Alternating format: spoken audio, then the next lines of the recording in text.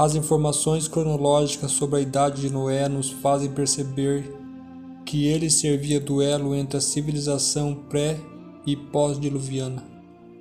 Os dois últimos servos do relato anterior nos leva de volta ao último elo da genealogia de Adão, visto que Adão morreu quando Lameque, pai de Noé, tinha 56 anos. Noé certamente deve ter ouvido histórias sobre Adão, as quais poderia ter transmitido a seus descendentes antes e depois do dilúvio. A genealogia bíblica tem 3 funções. Primeiro, enfatizar a natureza histórica dos eventos bíblicos que estão relacionados a pessoas reais que viveram e morreram e cujos dias estão precisamente contados.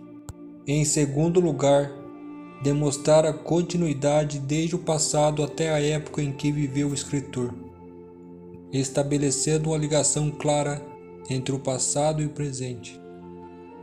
Terceiro, lembrar-nos da fragilidade humana e do efeito trágico da maldição do pecado e seus resultados mortais em todas as gerações que se seguiram.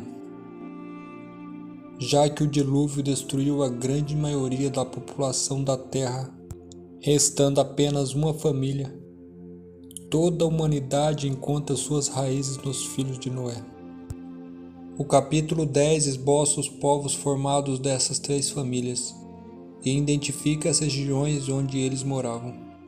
Enquanto as diferenças se tornavam evidentes à medida que cada povo se desenvolvia, separava e se estabelecia de forma distinta, é importante lembrar que todos os seres humanos procedem originalmente da mesma família, de 3 irmãos que sobreviveram a uma catástrofe na arca. Jafé foi o filho mais velho de Noé, embora Sem muitas vezes seja mencionado como o primeiro filho.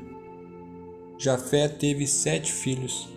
Seus descendentes tornaram-se o povo do sudeste da Europa, incluindo os gregos, que também eram chamados de helenitas e gentios. Já os descendentes de Cã incluíram os egípcios, bem como alguns africanos e árabes. A Bíblia nos dá a maior parte das informações dos descendentes de Canaã, os cananeus que foram amaldiçoados por Deus. A maldição inclui a subjugação dos descendentes de Canaã, que apesar de habitassem na terra prometida, foram expulsos para darem lugar ao povo de Deus vindo do Egito. E por fim, os descendentes de Sem incluíram os ludos da Ásia Menor, os ilamistas ao leste do rio Tigre, os arameus ou sírios da Síria Mesopotâmia e os sírios. Porém, na verdade, os sírios tiveram origem da família de Cã, bem como os de Sem. É do nome Sem que provém o termo semita, judaísmo, cristianismo e ilamismo. Todos têm raízes na linhagem de Sem, e foi através da linhagem de Sem que Abraão, o rei Davi e Jesus nasceram. A classificação canita, semita e jafetita nos segue critérios claros. As 70 nações prefiguram os 70 membros da família de Jacó e os 70 anciões de Israel no deserto. A ideia de uma correspondência entre as 70 nações e os 70 anciões sugere a missão de Israel para com as nações. Quando o Altíssimo deu às nações a sua herança, quando dividiu toda a humanidade e estabeleceu fronteiras para os povos de acordo com o número dos filhos de Israel.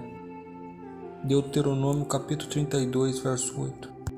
Seguindo este padrão, Jesus por sua vez designou outros 70 e os enviou 2 a 2 diante dele, a toda a cidade e lugares para onde ele estava prestes a ir. Lucas capítulo 10, verso 1. Na medida que os filhos de Noé repovoavam a terra, naturalmente seguiram diante de busca de recursos, enchendo gradativamente a terra conforme Deus desejara. Ao irem em frente, levaram consigo a linguagem comum entre eles.